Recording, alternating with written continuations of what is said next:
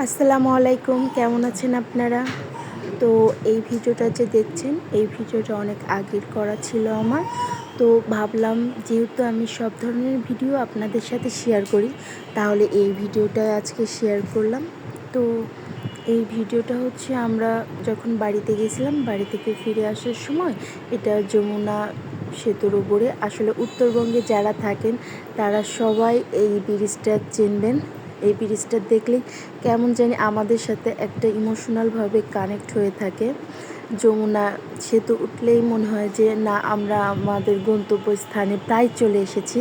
এটা একটা ফিল থাকে, যারা উত্তরবঙ্গের মানুষ তারা ঠিক খুব ভালো করেই বুঝতে পারবেন। তো এই আর কি যা আজ আমরা রাত্রেবেলা রওনা দিয়েছিলাম। তো রাত্রের দৃশ্যটা এতটা সুন্দর লাগে দেখতে, যা মনোমুগ্ধকর, ভালো লাগে এই আর কি। আর আমাদের লাইটিংটা অনেক সুন্দর, অনেক ভালো লাগে। আমরা যখন গেছিলাম তখন তো পাশ দিয়ে রেল লাইন ছিল এবং ট্রেনও যাইতো, যেটা অনেক ভালো লাগতো। কিন্তু এখন তো আর তা যাবে না। তো এখন আর হয়তো বা কখনো এত কাছ থেকে আমরা যখন ব্রিজের উপর দিয়ে যাইতাম বাসে, তখন ট্রেন দেখতে পারবো না।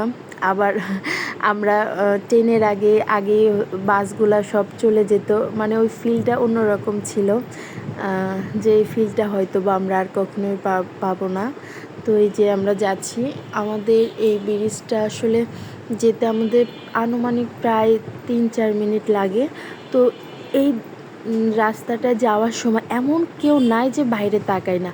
বাইরে তাকাইলেই তার মনটা অনেক অনেক ভালো হয়ে যায়। তো আমাদের দেশের বাড়ি তো নাটোর। আমরা নাটোর থেকে আমাদের গন্তব্যস্থানে আসতেছি। তো আসার সময় মনটা অনেক খারাপ লাগে, নিজের আত্মীয় স্বজন, নিজের ফ্যামিলিকে ছেড়ে এভাবে চলে আসতে হয়। আর কী বা করার, আমরা তো এখানে থাকি কর্মব্যস্ততা এবং কর্মজীবীর কারণে, এই জন্য আমাদের ফ্যামিলি ছেড়ে অনেক দূরে থাকতে হয়। আসলে আমরা বাসায় যতটা আনন্দ সহকারে যাই, কিন্তু আসার সময় মনেরটা এত খারাপ হয়ে যায়, খুবই খারাপ লাগে এই আর কি যা।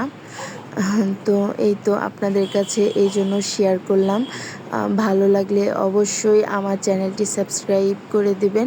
আর খুব বেশি ভালো লেগে গেলে তাহলে আপনাদের ফ্যামিলি অ্যান্ড ফ্রেন্ডদের সাথে শেয়ার করে দিবেন, লাইক করে দিবেন, কমেন্ট করে দিবেন। আর আপনাদের কমেন্টের মাধ্যমে আমরা বুঝতে পারবো কেমন লাগছে আমাদের ভিডিওগুলো। তো আজ এই পর্যন্ত। ভালো থাকবেন, সুন্দর থাকবেন এবং ফ্যামিলিকে অবশ্যই টাইম দিবেন। এই তো, আল্লাহ হাফেজ।